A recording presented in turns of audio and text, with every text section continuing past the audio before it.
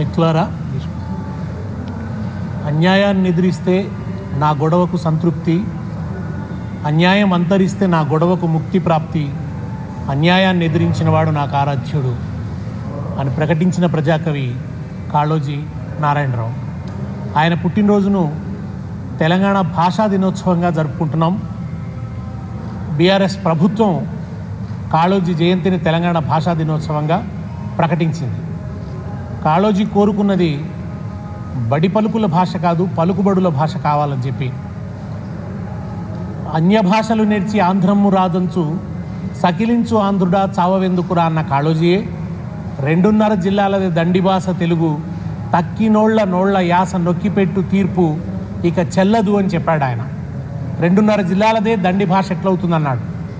2.5 జిల్లాల భాషను భాష అని, 10 జిల్లాల ప్రజలు వ్యవహరించేటువంటి తెలుగును యాసగా అన్నప్పుడు తెలంగాణ భాషగా, తెలంగాణ భాషాభివృద్ధి కోసం ఒక ప్రత్యేకమైనటువంటి రోజు అవసరమని గుర్తించినటువంటి కేసీఆర్ గారు కాళోజీ జయంతిని తెలంగాణ భాషా దినోత్సవంగా ప్రకటించారు.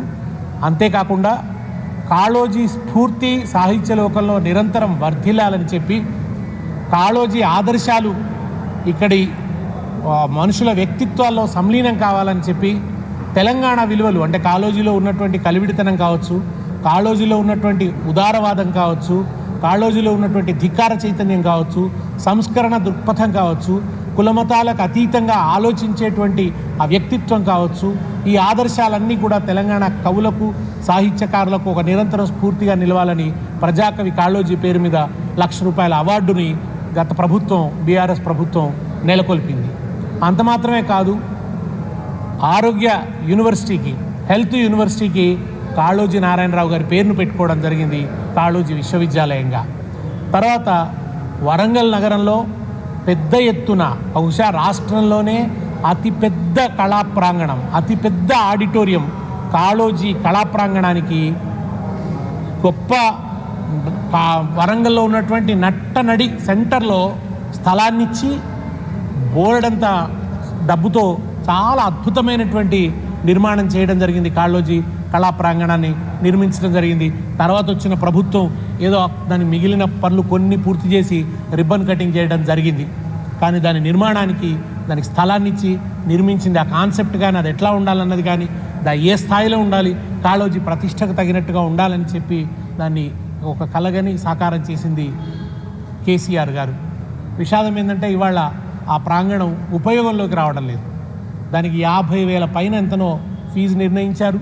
దానివల్ల దాంట్లో ఎవరు కళాకారులు కానీ, సాహిత్యకారులు కానీ వెళ్ళి సభలు పెట్టుకునేటువంటి పరిస్థితి లేదు. అది పడావుబడి ఉన్నది. ఇవాళ అంత గొప్ప ప్రాంగణం పడావుబడి ఉన్నది ఈ ప్రభుత్వం యొక్క హయాంలో. అందుకే కాళోజీ అన్నట్టు తాలు తేలిక, బాతాలు తేలిక, బాతాల కన్నా బాతాల పోతు ఇంకా తేలిక అన్నాడు.